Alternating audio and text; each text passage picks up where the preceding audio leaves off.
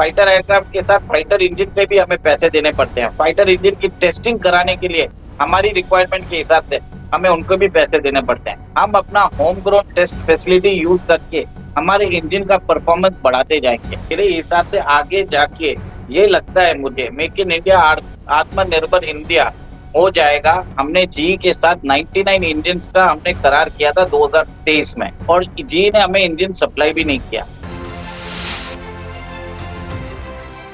जय हिंद, नमस्कार। मैं अंबर जैदी स्वागत करती हूँ आप सबका एक बार फिर से आज के खास कार्यक्रम इट्स डिबेटेबल में। और आज हमारे साथ एक बार फिर से हमारे खास मेहमान मौजूद हैं, उमेश अग्रवाल जी, जिनसे बात करेंगे एक बहुत बड़ी खबर पर जो कि आ रही है भारत के हवाले से। और भारत का अगर हम बात करें, डीआरडीओ ने जो फाइटर इंजन होता है उसके टेस्टिंग के लिए बेंगलुरु में एक सेंटर खोला है, टेस्टिंग एंड रिसर्च सेंटर।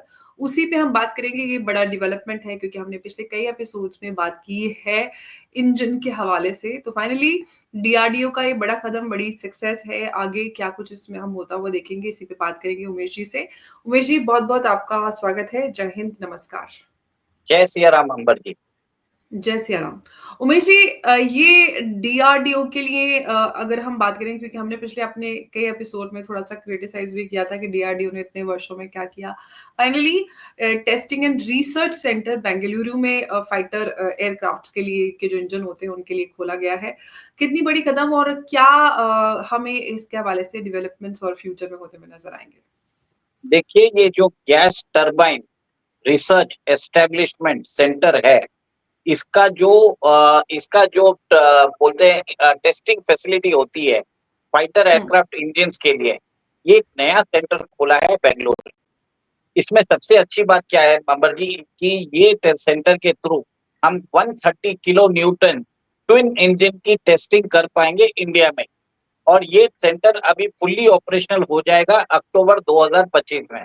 देखिए, हमने जरूर क्रिटिसाइज किया है डीआरडीओ को, पर हमें ये भी, मैंने पिछले कुछ दिनों से ये भी बताया कि मोदी जी के आने से कुछ फर्क भी पड़ रहा है। आपने ये देखा कि ये 2023 में इसका जो टेस्टिंग सेंटर की नींव रखी थी, और 2025 में कंप्लीटली ऑपरेशनलाइज भी होने वाला है अक्टूबर में। अंबर जी, इससे बहुत बड़ा काम होने वाला है भारत के अंदर कंप्लीट टेस्टिंग रिसर्च हम अपने देश में ही कर पाएंगे। जैसे देखिए, अभी मैंने बहुत पहले भी बताया था कि जो कावेरी इंजन है उसको बनाने के लिए हमने अभी तक 2100 करोड़ रुपए खर्चा कर दिया है, 38 साल हो गए। और पिछले 4-5 साल में ही इसमें जो थोड़ा बहुत जो डेवलपमेंट हुआ है वो 4-5 साल में ही हुआ है। और अभी थोड़े दिन पहले हमने बताया था कि इन फ्लाइट टेस्टिंग का गवर्नमेंट ने अप्रूवल दे दिया है। It is a technological marvel, क्योंकि आज वो इंजन हम अपने अनमैन्ड कॉम्बैट एरियल व्हीकल घातक में यूज कर सकते हैं। और उस इंजन को बनाने के बाद we will be saving billions of dollars. जो इंजन हम बाहर से मंगाते थे, एरो ड्रोन, जो भी ड्रोन के लिए है, अनमैन्ड कॉम्बैट एयरक्राफ्ट व्हीकल के लिए है, वो अब देश में ही बनना चालू होगा और बिलियंस ऑफ डॉलर्स हमारे सेव होने वाले हैं। और सेकंड, ये रिसर्च टेस्टिंग फैसिलिटी बनने के बाद हम भारत के अंदर हमारा कावेरी इंजन टेस्ट कर पाएंगे, जो तेजस में लगने वाला है। तेजस का इस वेरिएंट के लिए नहीं, तेजस के फ्यूचर वेरिएंट के लिए भी आने वाला है। और आपको मालूम है, एमका का जो इंजन है उसके लिए भी जो टेस्टिंग होगी वो इसमें कर सकेंगे। देखिए, एक 2-3 खबर और निकल के आई है कि भारत ने अभी तक अपना जो कावेरी इंजन का हाई एल्टीट्यूड टेस्टिंग है, वो 70 घंटे की टेस्टिंग डीआरडीओ 1 जनवरी से रशिया में कर रही है। तो अब क्या हो रहा है कि हम अपनी कैपेसिटी भी बढ़ा रहे हैं, टेस्टिंग कैपेसिटी। साथ में जहां पे भी हो रहा है टेस्टिंग करना है, जो भी मतलब इसकी जो टेक्निकल स्पेसिफिकेशन की टेस्टिंग करनी है, वो रशिया में भी हो रही है। तो मेरा मानना है कि बहुत सारे डेवलपमेंट्स हो रहे हैं और गवर्नमेंट धीरे धीरे एक एक न्यूज निकालती जा रही है। और आप देख लीजिए, अभी जी ने कुछ दिन पहले जिन्होंने बोल दिया था कि अगर आपको हमसे इंजन चाहिए टेक्नोलॉजिकल ट्रांसफर के साथ, आपको हमें एनहांस कॉस्ट देना पड़ेगा। इसकी जो पहले डील हुई थी, आपने जो हमसे $1 बिलियन में की थी, उसमें नहीं होगी। अभी आपको अगर डील करनी है तो आपको ज्यादा पैसे देने पड़ेंगे। अब उन्होंने क्या बोला है, हमारे पास वो इंजन नहीं है, हमारे पास एक दूसरा इंजन है हमारे पास, वो बोलते हैं कि साउथ कोरिया का जो इंजन है वो आप ले लीजिए। तो ये एक्चुअली ये जो फाइटर इंजन ये दिखा रहे हैं, जो इसमें आप स्क्रीन पे देख रहे हैं, ये जीई का ही इंजन है, जिसको सैमसंग की कंपनी ने भी बनाया, दोनों ने कोलैबोरेशन करके। जो हमारा ओरिजिनल जी से इंजन है, उसके लिए हमने 84 किलो नॉट्स के थ्रट्स मांगा था, और इसके अंदर 78 है, 78 केएन है। तो मतलब एक तरह से काम चलाओ हो सकता है। और जी ने बोल दिया है कि आप एक बार ये इंजन यूज कर लीजिए, जैसे जैसे हमारा इंजन बनता जाएगा हम आपको रिप्लेस करके दे देंगे। तो एक तरह से मेरे हिसाब से कुछ ना कुछ इसमें प्रोग्रेस होने वाला है। और अंबर जी, आपने ये भी देखा है कि ये जो अपना हमारी जो टेस्टिंग फैसिलिटी अभी जो बनने वाली है, उसके अंदर हम एंका के भी टेस्ट इंजन के टेस्टिंग कर सकते हैं। मैंने आपको बताया it is 130 kilo knots twin हुँ। इंजन टेस्टिंग, मतलब एक साथ दो इंजन की टेस्टिंग कर सकते हैं 130 किलो नॉट्स का, इतनी कैपेसिटी है। इसके बाद भारत भारत अभी क्या है, अपने इंजन 4 कंट्री से लेता है। एक तो है यूएसए से, एक है यूके से, एक है फ्रांस और एक है रशिया से। अब क्या है, जिस इंजन से हम अगर हम फाइटर एयरक्राफ्ट खरीदते हैं, तो फाइटर एयरक्राफ्ट के साथ फाइटर इंजन पे भी हमें पैसे देने पड़ते हैं। फाइटर इंजन की टेस्टिंग कराने के लिए हमारी रिक्वायरमेंट के हिसाब से हमें उनको भी पैसे देने पड़ते हैं। ये अगर टेस्ट फैसिलिटी भारत के अंदर आ जाती है, तो हमें ये सब प्रोसेस नहीं करना पड़ेगा, हमें बाहर जाके टेस्टिंग कराने की जरूरत ही नहीं है।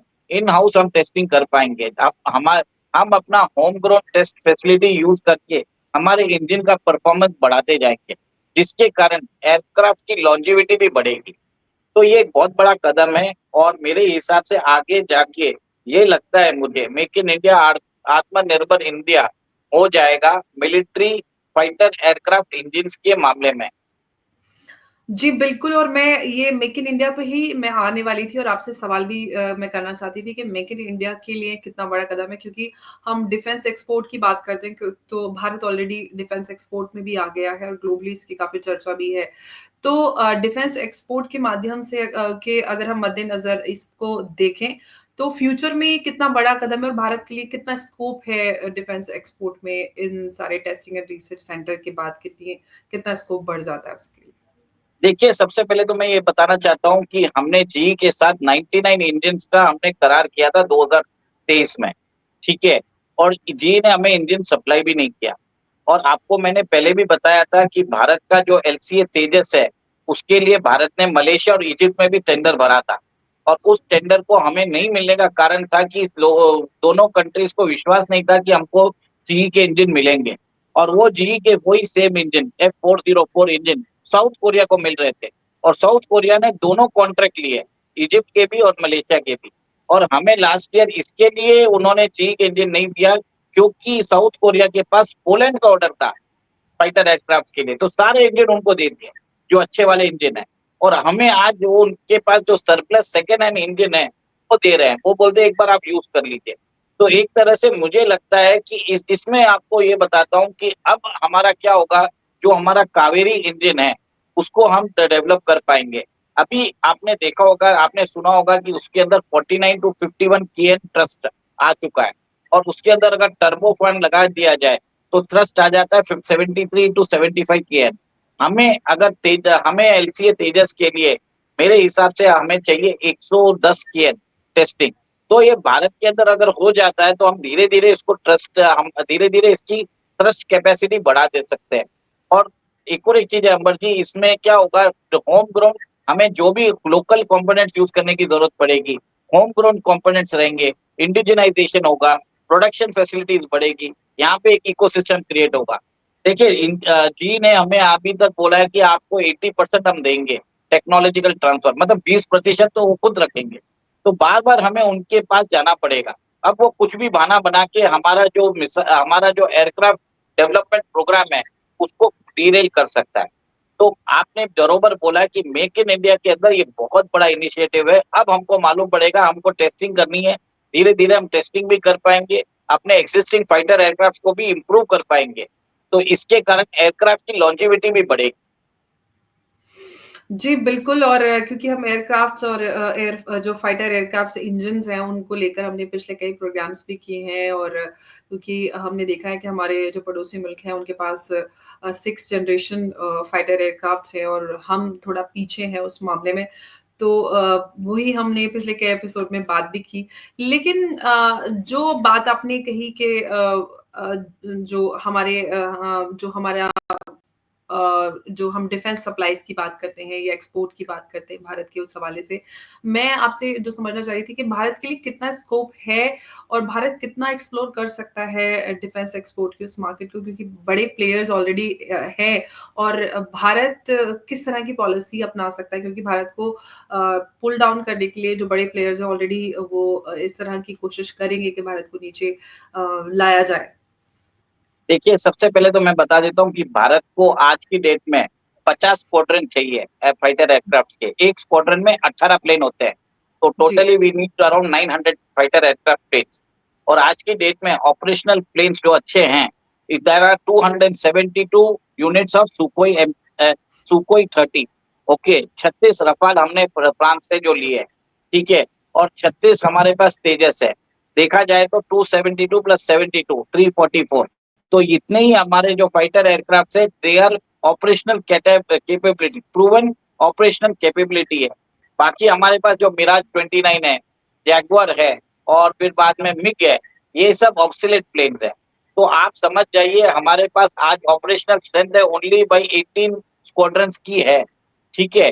इसमें भी हमें चाहिए 50, और जो एडिशनल 10-12 स्क्वाड्रन है, ये भी ऑब्सोलेट हो जाएंगे अगले 5 साल में। तो मेरे हिसाब से आपके पास अभी भी आपको कम से कम 550 से 600 एयरक्राफ्ट चाहिए, ठीक है। इतना आपके पास मार्केट है। तो भारत का डोमेस्टिक कंजम्पशन, डोमेस्टिक डिमांड, उसको ही पूरा कर सकती है हिंदुस्तान एरोनॉटिक्स लिमिटेड और बाकी कंपनियां फॉर द नेक्स्ट 6-7 ईयर्स। अगर वो साल का अगर 40 एयरक्राफ्ट भी बनाए या 50 एयरक्राफ्ट भी बनाए, तो आज मेरे हिसाब से अगले 10 साल तक उनके पास तो ऑर्डर्स के बड़े बड़े ऑर्डर्स रहेंगे, ठीक है। और सेकेंड आपको बता देता हूँ, आज के डेट में होम ग्रोन में हमारे पास 24 फाइटर एयरक्राफ्ट हम बना सकते हैं। इसकी प्रोडक्शन लाइन हमें इम्प्रूव करने की जरूरत है। हम अभी इसके लिए नहीं कर पा रहे हैं क्योंकि हमारे पास ये फाइटर इंजन नहीं है। और ये कावेरी फाइटर इंजन हम अभी डेवलप भी कर रहे हैं, जिसके अंदर हम इसको एनका में यूज करेंगे। एनका में यूज करने के बाद जब इसकी प्रोडक्शन लाइन बढ़ जाएगी, तो we can export this also.